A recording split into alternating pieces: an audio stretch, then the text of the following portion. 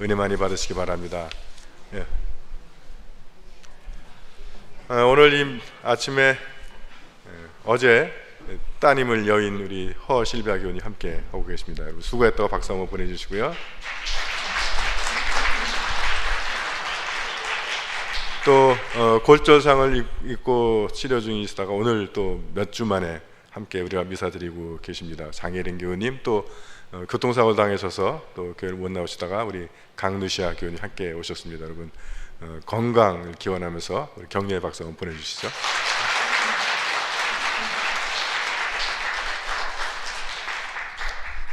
사랑의 카드 쓰기 해서 사랑의 카드를 20만 원어치 사다 놨어. 근데 2주가 지나도록 한 통도 안 썼어. 기대하겠습니다. 다음 주부터는. 또 하나 현재 신방 중인데 여러 가지로 낮 시간을 하시는 분들이 없다고 그래서 제가 그러면 저녁 시간에 구역 단위로라도 좀 구역 신방을 합시다라고 얘기를 했더니 이게 웬 떡이냐 그러고 다 집에 있는 분들도 다 저녁 구역 신방으로 때우려고 그래. 그렇게 하시는 거 아니에요? 구역 단위로 하실 분은 하시고 또 개인 신방 받으실 분들은 받으시는 겁니다. 그래서 왜 이렇게 성경에서 안식일 어기면 다 죽이고 그런지 이유를 알겠더라고요. 우리는 조금만 여유를 주면 힘들고 어려운 쪽을 합니까? 쉽고 편한 쪽을 합니까? 쉽고 편한 쪽을 하더라고. 여러분 그러시면 안 돼. 오늘 성경 말씀도 나오지만 그렇게 하지 마시고 하나님께 우리의 정성을 바칠 수 있는 그런 길을 선택하시길 바랍니다. 목사님이 주일학교에 가서 이제 설교를 했어요. 회개에 대한 설교를 했습니다. 그래서 이제 질문을 던졌어요. 여러분, 회개를 잘하기 위해서는 무엇을 해야 될까요? 했더니 똑똑하기로 소문난 아이가 손을 번쩍 들고 대답을 합니다. 먼저 죄를 지어야 됩니다. 회개라는 말만큼 오해를 많이 받는 단어가 없는 것 같아요. 회개하시오. 그러면 기분 좋아할 사람이 하나도 없어. 그죠? 회개하시면 손가락질하면 큰일 날 수 있어요. 정말 여러분 이 회개라고 하는 단어, 또 회개하시오라고 하는 말이 우리를 나쁜 놈 취급한다든가 또는 죄 취급하는 것 같은 느낌이 들어서 그런 것 같습니다. 근데 여러분 그러나 우리가 예언서를 보면 계속 회개하라는 말이 나와요. 그러면 성경은 우리를 정죄하고 죄인 만들고 나쁜 사람으로 만드는 책입니까? 그러니까 우리가 이 회개라는 단어를 오해하고 있다는 거예요. 여러분 하나님께로부터 오는 거는 그것이 우리 느낌에 어떤 느낌이 들든 간에 다 우리를 축복하시고 우리를 사랑하시고 우리를 살리시고 우리를 구원하시고 우리를 잘되게 하기 위해서 오신 것이라는 것을 믿으시기 바랍니다. 그러면 회개하라 이 말도 우리를 축복하는 말이라는 것을 믿으시기 바랍니다. 그래서 왜 그러냐면 우리가 회개라고 하는 것을 우리 지은 죄를 고백하는 것으로 이해를 하기 때문에 그래요. 근데 우리 물론 그 회개에는 우리가 지은 죄를 고백하는 것이 포함됩니다. 그러나 그것이 주가 아니에요. 여러분 우리가 그 죄를 고백하는 것을 이름을 성사라고 붙였죠. 고해성사. 근데 이게 죄를 고백하는 것 그러니까 내가 죄인 되는 것 같고 그래서 거의 죽은 성사가 되어버렸어. 여러분 성사라고 하는 말의 뜻은 그 신학 책에 보면 눈에 보이는 유형의 표징을 통해 눈에 보이지 않는 무형의 하나님의 은혜를 경험하게 하는 것. 무슨 말인지 알아들으시겠어요? 저도 처음에 그거 딱 보고는 야 신학이라고 하는 것은 쉬운 말을 어렵게 하는 학문이구나. 좋게 얘기해야 쉬운 말을 멋있게 하는 겁니다. 무슨 말씀이냐면 우리가 하나님의 사랑, 하나님의 은혜, 하나님의 축복, 하나님의 능력은 눈에 보이지 않는다는 거예요. 그래서 우리가 하나님이 나를 축복했는지 나를 사랑하시는지 내가 은혜를 받았는지를 수량으로 측정할 수가 없어요. 그래서 세상은 수량으로 측정할 수 있거나 아니면 검증할 수 있는 것만 진짜라고 그래요. 그런데 여러분 실제로 그렇습니까? 아니잖아요. 셀 수 없고 보이지 않고 만질 수 없어도 실제 하는 것이 얼마나 많습니까? 그래서 많은 사람들이 이 하나님의 사랑이 눈에 보이지 않으니까 믿음에서 실족을 하는 거예요. 그래서 똑같이 안수를 받았는데 어떤 사람은 감동이 와가지고 방언이 터지고 통성 기도하고 막 눈물이 나는데 나는 몇 번을 안수를 받아도 민승민승 가더라. 그 사람은 믿음이 약하거나 아니면 지금 안수하는 저 신부가 능력이 없는 신부 같아. 그래서 장동건이나 남궁원 같이 생긴 신부가 안수를 하면 은혜가 팍 뻗을 것 같고, 저처럼 배추장소나 해야 어울릴 얼굴 가진 신부가 안수하면 안 되는 것 같고, 여러분에게 은혜와 사랑과 축복을 주시는 분이 누구예요? 하나님입니다. 장동건 같이 생겼든 남궁원 같이 생겼든 배추장사 같이 생겼든 관계가 없어요. 그걸 주시는 분이 하나님이기 때문에. 그렇다고 오늘 미사 끝나고부터 제 별명을 배추장사라고 부르기 없기야.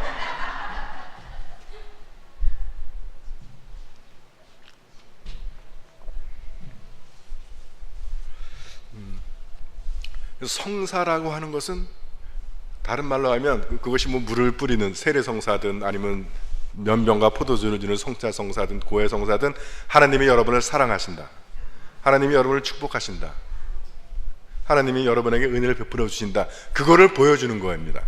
그럼 고해성사, 우리 죄를 고백하는 거라고 이해하지만 정확하게는 회개죠. 회개도 성사라는 거예요. 그걸 통해 하나님 우리를 사랑하시고 우리를 축복하시고 우리를 구원하시고 우리가 잘되게 바라신다 하는 것입니다. 그래서 여러분들이 회개에 대한 오해를 벗어나시길 바랍니다. 그래서 회개하십시오 그러면 기뻐하셔야 되는 거예요. 왜냐하면 회개는 축복이니까.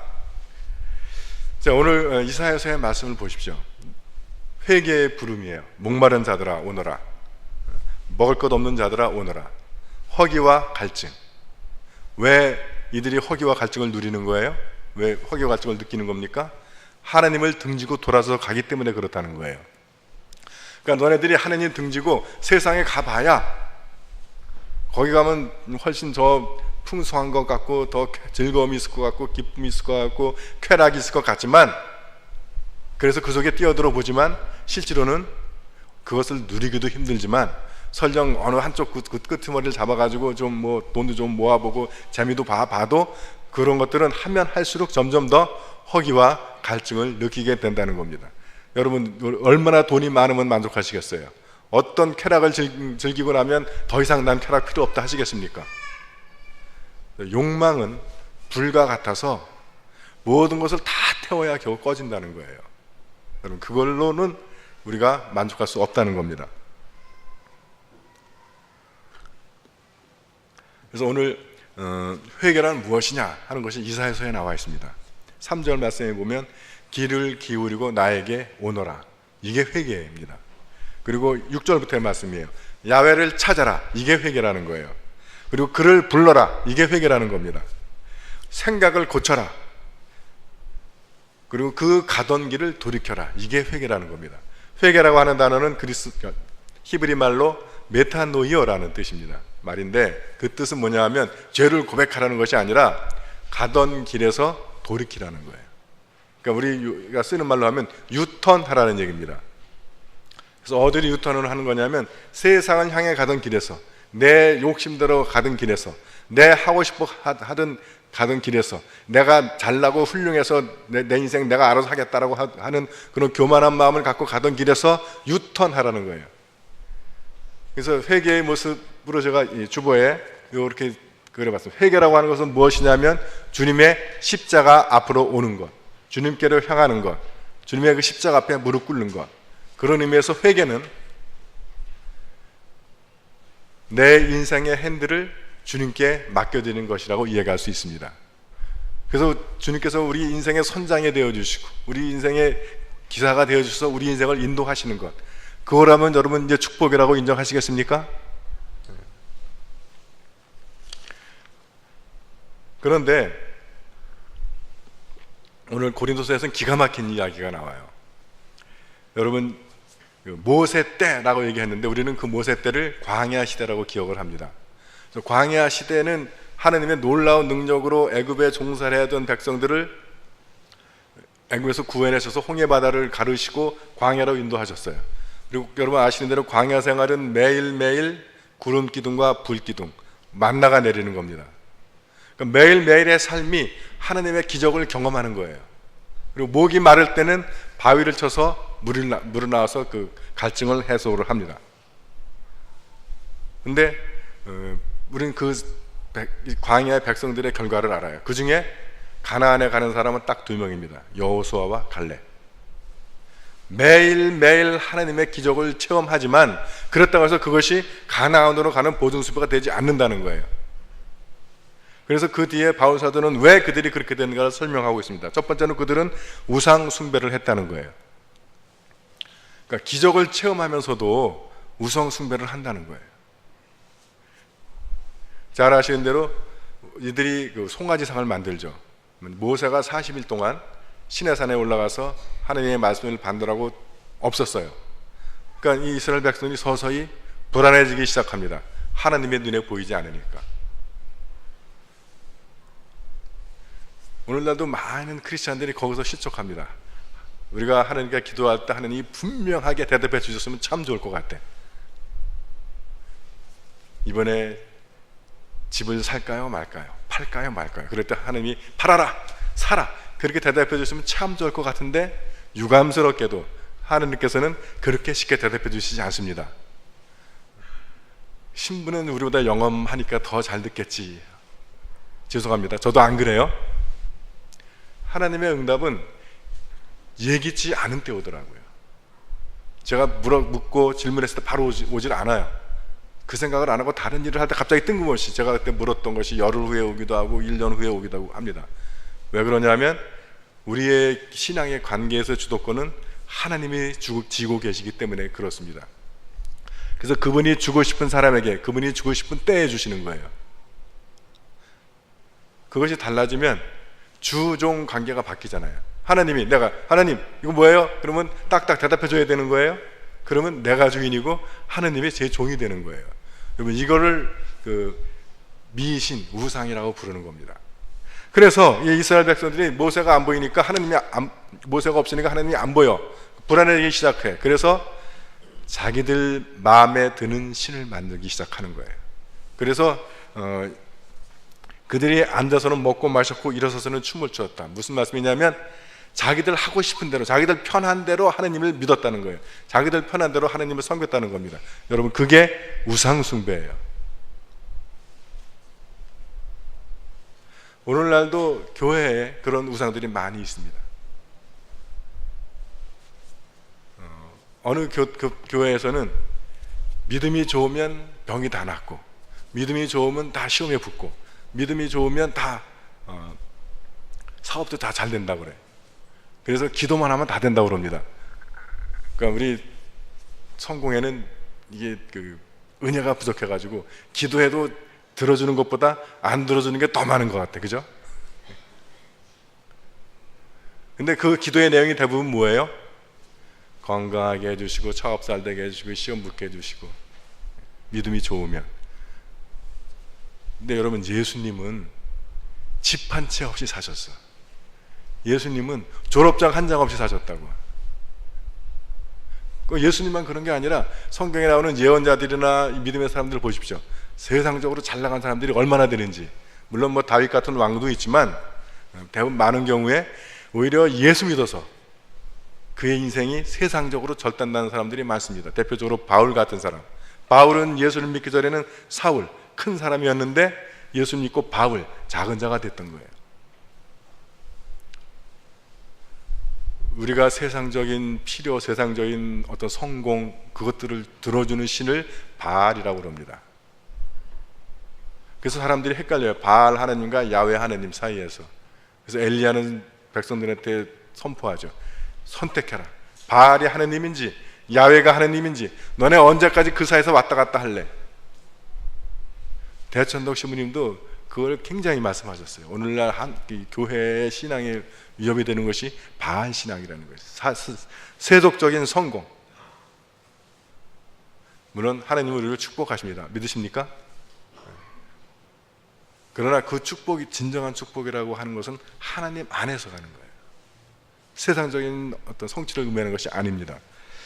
또 반면에 어느 교회에서는 묵주를 잡고 엄지손가락에 걸어서 주기도문을 7번을 하고 다음에 검지손가락에 걸고 7번을 하고 그러면 소원하는 모든 것이 다 이루어진다 그렇게 얘기를 해요. 6번을 하면 안 들어질까? 8번을 하면 어떻게 되는 거예요? 믿음을 무엇을 어떤 행하는 것, 특히 숫자가 정해져 있어. 그런 것들이 우리에게 우상일 수 있습니다. 왜 그런 그 신앙들이 생기냐면 나를 위해 그렇게 해야 하느님이 내 소원을 다 들어주신다의 포인트가 맞춰졌기 때문에 그렇습니다. 우리의 신을 만들지 마시고 성서에서 하나님께서 우리에게 계시하신 그 하나님의 신앙, 그분이 우리에게 말씀하시는 그 방식대로 주님을 섬겨야 하는 것입니다. 혹시라도 우리 마음속에 하나님을 내 마음대로 그려서 하는 분들이 있으면 회개하시고 하나님의 십자가 앞으로 돌아오시길 바랍니다. 다음에 음행을 일삼다가 하루에 23,000명이나 죽었다 그래요. 이 음행은 잘 아시는 대로 보통 음행은 우상 숭배하는 것인데 여기서의 음행은 실제로 음란한 행위를 하는 것을 의미합니다. 이스라엘 백성이 언제 그랬냐면 부월에서 그 일을 해요. 부월 사건 전에 어떤 사건이 있냐면 발락과 발람 사건이 있습니다. 그래서 발락이 예언자 발람에게 이스라엘 백성들을 저주해달라 그랬는데 몇 번을 다시 시도해도 저주가 안 돼요. 오히려 계속 하나님이 축복하십니다. 그러면 이 이스라엘 백성들이 더 성장해야 할 텐데 그 사건 뒤에 부월의 사건이 있어요. 무슨 말씀이냐면 이들이 교만에 빠진 거죠. 너희들이 암만 그래도 우리는 하나님이 축복하시는 백성이다. 하나님의 선택받은 백성이다. 그리고 또 미디안 사람들이 이스라엘 백성들을 찬양을 해요. 당신이 정말 대단하다. 당신이 정말 멋지다. 근데 이스라엘 여인과 미디안 여인은 차이가 있습니다. 이스라엘 여인들은 이 32장에 출애굽기 32장의 송아지상 사건 이후에 모든 치장과 그 귀고리들, 금무치들을 다 떼어내요. 그래서 우림을 치고 나면 수수한 여인들이 돼 있어요. 검소한 여인들이 돼 있는 거예요. 근데 미디안 여인들은 온갖 치장을 다 했어요. 그때는 성형 없었나? 하여튼 성형부터 해서. 그래서 이스라엘 남자들이 볼 때 미디안 여인과 이스라엘 여인 중에서 미디안 여인이 훨씬 이쁜 거야. 근데 그 여인들이 이스라엘 남자들을 칭송을 합니다. 당신네들 정말 멋있다. 여기서 음행이라고 하는 것은 거기에 빠져버리는 거예요. 그래서 그들이 가야 할 길, 가나안의 길을 가지 않고 자기들을 칭송해주고 자기들을 예배해주는 그들이 베푸는 쾌락에 툭 빠져있는 상태인 것입니다. 오늘날도 많은 사람들이 육신의 정욕과 안목의 정욕 그리고 이생의 자랑에 빠져서 하나님의 길에서 벗어나는 삶을 살고 있습니다. 여러분 우리가 그런 주위로부터 칭찬을 듣고 하는 것은 하나님이 주신 은혜 때문입니다. 여러분 그때 거기에 빠지지 마시고 내게 그런 것을 주신 하나님을 기억하시고 그 하나님의 십자가 앞자리로 오시는 여러분들이 되시기를 주님의 이름으로 축원드립니다. 세 번째로 어떤 사람은 주님을 떠보다가 이 사건은 어떻게 일어나냐면 하나님이 이스라엘 백성들이 에돔으로 가는 것을 막으세요. 에돔은 지나치지 말아라. 그들과 싸우지 말라. 왜냐하면 그들은 너의 형제다. 그래서 길을 돌아가야 됩니다. 뻔히 앞에 보이는 길이 있는데 그 길을 직진해서 가지 못하고 돌아가요. 그때부터 서서히 마음속에 불평이 싹트기 시작을 합니다. 특히 하나님이 나를 더 사랑해 주시고 나를 더 위해 주지 않고 형제 때문에 나보고 돌아가라고 그래. 이걸 견디기가 힘든 거예요. 그러니까 서서히 불평이 쌓이기 시작해가지고 원망과 불평이 나옵니다.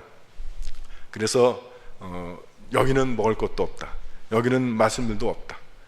근데 마실 물도 있고 먹을 것도 있었어요. 만나가 있었고 바위에서 나오는 물이 있고. 근데 그러니까 뭐라고 하냐면 이 거친 음식은 더 이상 진저리가 난다는 거예요. 하나님이 제공해 주시는 것, 하나님이 베푸시는 것, 하나님이 지시하신 길을 가기가 싫다는 겁니다. 그게 짜증이 난다는 거예요. 그래서 하나님이 이것보다 더 좋은 걸 줄 수 있는지 없는지 마음을 떠보기 시작을 하는 거예요. 하나님이 저 사람들보다 나를 더 사랑하는지 안 하는지, 하나님이 다른 사람보다 나를 더 축복하는지 안 하는지 떠보기 시작을 하는 것입니다. 그래서 그들에게 불뱀이 내려와요. 여기서 또 이 불뱀으로부터 치유되는 길이 구리뱀을 만들어서 그걸 쳐다보는 겁니다. 또 한 번의 시험이 있는 거예요. 자, 불뱀에 물려서 사람들이 죽어가요. 그 불뱀의 독으로부터 나올 수 있는 방법은 어디 3,000km쯤 떨어진 북쪽에 가서 얼음 빙벽 속에 있는 불로초를 캐가지고 그거를 즙을 짜고 해서 만든 약이 아니라 그냥 고개만 들어서 구리뱀을 쳐다보면 낫는다는 거예요. 그 불뱀의 독에서부터 나을 수 있는 것이 모세가 전하는 하나님의 말씀대로 고개를 들어 하나님을 보면 낫는다를 믿을 것인지, 아니면 뭔가 용한 주술자가 와가지고 온갖 잡것을 집어넣고 끓여가면서 수리수리 마수리 이걸 먹는 사람은 모두 다 병이 날 것이다 해서 나눠주는 약을 믿을 것인지 주님을 떠보는 겁니다. 근데 많은 사람들이 하나님의 말씀이 너무 쉬워서 잘 안 믿어요. 여러분, 우리가 하늘나라에 가기 위해서는 어떻게 해야 돼요? 적어도 평생 동안 죄 짓지 말고 10사람을 도와줘야 되고, 그래야 하늘나라 갈 수 있어. 그죠? 그냥 예수님만 믿으면 갈 수 있는 거예요. 믿어지십니까? 우리는 다 그걸 믿은 사람들이에요. 근데 많은 사람들 그렇게 안 생각해. 여러분, 성철 스님에 대한 얘기 잘 아시죠? 10년 동안 누워 자지 않고, 그리고 이쑤시개 하나 가지고 3년을 썼대. 근데 저는 한 끼에도 이쑤시개를 몇 개 쓰는지 몰라. 그래서 그렇게 따지면 저는 성철 스님의 발뒤꿈치도 못 따라가더라고. 근데 여러분, 성철 스님이 죽을 때 남긴 유언시가 뭔지 아십니까? 내가 그렇게 했지만 내 죄가 수미산보다 높다. 내 몸은 갈기갈기 찢어서 지옥으로 떨어진다. 그러니까 그걸 놓고 그때 많은 언론에서 뭐라고 그랬냐면, 역시 오래도록 돌을 닦은 고승이라서 마지막 죽을 때 유언시도 아주 겸손하게 했다. 저는 겸손이라고 보지 않습니다. 우리가 십자가의 길, 예수 그리스도를 벗어나서 우리가 그 구원을, 또 구도를 찾은 결과가 그렇다는 거예요. 근데 주님께서는 우리에게 값없이 예수만 믿으면 구원받을 수 있다는 거예요. 값없이라고 그러니까 우리가 이게 구원이 싸구려인 줄 알아. 여러분, 값없이는 값을 매길 수가 없다는 뜻입니다. 하나님의 말씀을 제 식으로 설명하면, 니들이 돈 아무리 모아봐야 그거 못 사, 이 얘기 하시는 거예요. 그러니까 우리가 엄청 비싼 거, 엄청 귀한 거를 잡은 것을 믿으시기 바랍니다. 그리고 어떤 사람들은 불평을 하다가, 이 불평이 뭐냐면 먹을 것 없다, 마실 것 없다, 이걸 불평을 했어요. 그래서 만나가 내려옵니다. 만나를 먹고 나더니 또 불평을 해. 이젠 고기가 먹고 싶다. 그러면서 한 말이 뭐냐면, 에집트에서는 우리가 고기 가마 옆에서 빵을 시커 먹었다는 거예요. 그래서 에집트가 그립다는 거예요. 그래서 한때는 자기들끼리 지도자를 세워서, 모세를 제끼고 세워서 에집트로 돌아가려고 합니다. 세상에 대한 그리움, 세상을 잊지 못한 이야기인데, 여러분, 우리가 세상에 사는 형태가 딱 요거예요. 고깃가마 옆에서 빵을 시커 먹었다. 여러분, 고깃가마 옆에서 뭘 먹어야 돼요? 고깃가마 옆이면 고기 먹어야 되잖아. 근데 고깃가마 옆에서 빵을 먹었다는 거예요. 양식을 먹어보신 분들은 알 겁니다. 양식에서 빵이란 뭐냐면, 고기 먹다가 입맛 가시기 위해서 먹는 거예요. 그래서 빵은 조금 먹다가 다 버리는 거예요. 그러니까 이스라엘 백성들이 에집트의 고깃가마 옆에서 시커 먹었던 빵은 뭐냐면, 애굽 사람들이 고기 먹으면서 같이 맛들여 먹고 버린 빵 주워 먹었다는 얘기예요. 그게 하나님이 주시는 것보다 더 맛있다는 거예요. 그게 하나님이 주시는 것보다 더 그립다는 거예요. 여러분, 우리가 세상에서 누리는 쾌락, 세상에서 누리는 평안함, 세상에서 누리는 즐거움이라고 하는 것이 애굽 사람들이 먹다 먹은 찌꺼기 주워 먹는 겁니다. 여러분, 그것보다 하나님이 주시는 즐거움, 그것보다 하나님이 주시는 기쁨이 더 큰 걸 믿으시기 바랍니다. 이정량 신부님이라고 작업사지 하신 분이 있어요. 그분이 본인 말로는 자기는 예수 믿기 전에는 오색 잡기를 다 해봤대. 온갖 걸 다 해봤는데, 이분이 결론입니다. 자기가 그렇게 세상 즐거움, 쾌락 다 따지고 했지만 세상에서 제일 재미있는 게 예수 믿는 재미가 제일 재밌더랍니다. 한 분만 동의하시는 것 같아요. 여러분들도 그 예수 믿는 재미로 매일매일의 삶이 기쁘고 즐겁고 행복하시고 평화로우시길 주님의 이름으로 축원드립니다. 그래서 왜 회개를 한, 성경에도 회개하는 얘기 나오잖아요. 왜 회개를 하냐 하면 어떤 그 벌을 피하기 위해서, 그죠? 이스라엘 백성들이 우리가 잘못했구나, 그럼 왕부터 배옷 입고 머리에 재를 뒤집었어. 또는 문제가 발생했을 때 그 문제로부터 벗어나기 위해서, 또 관계를 새롭게 하기 위해서 회개합니다. 또 하나님 앞에 나가기 위해서 회개해요. 그래서 우리는 매주일 미사 드릴 때 죄의 고백을 하잖아요. 그리고 이를 바로잡기 위해서 회개를 합니다. 그러니까 회개를 하면 벌을 피할 수 있고, 회개를 하면 이를 바로잡을 수 있고, 회개를 하면 등졌던 관계들이 새로워질 수 있고, 회개를 하면 우리가 그 존엄하신 하나님의 보호자 앞으로 나갈 수 있다는 거예요. 회개가 저주입니까? 아니면 회개가 축복입니까? 회개가 재앙입니까? 아니면 회개가 은혜입니까? 근데 복음서의 말씀을 보면 이 회개는 입으로만 하는 게 아니라는 거예요. 회개는 열매가 있어야 한다는 겁니다. 여기 그 학살당한 사람하고 이 불행당한 사람들의 이야기가 나와요. 학살당한 사람들, 또 탑이 무너져가지고 깔려 죽은 사람들. 그럴 때 우리는 나는 나에겐 그런 일이 안 있었구나라고 안도의 한숨 쉬십니까? 그들은 우리가 죽을 죽음을 먼저 겪은 사람들일 수 있다는 거예요. 우리가 그런 사건을 보면 회개해야 한다는 겁니다. 근데 우리는 다행이다 라고 넘어갈 수 있다는 거예요. 그 다음에 또 하나 잘못된 회개가 입으로만 회개를 해. 마음은 전혀 반응이 없어. 그래서 주님께서는 말씀하십니다. 회개는 열매가 있어야 한다는 거예요. 생각이 바뀌어야 되는 거고, 길을 돌이켜야 되는 것이고, 다른 삶의 스타일을 살아야 한다는 겁니다. 흔히 사순절을 회개의 절기라고 이야기합니다. 전 여러분들이 어떤 마음을 갖고 어떻게 사는지를 잘 몰라요. 그러나 지금 우리가 살아가면서 어려움을 겪고 있다면, 뭔가 문제가 있다고 느끼시면 망설이지 마십시오. 지금 이 시간이 여러분에게 회개의 시간입니다.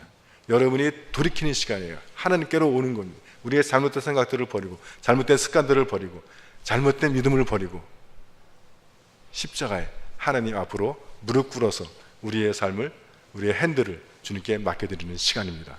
성부와 성자와 성령의 이름으로 말씀드렸습니다.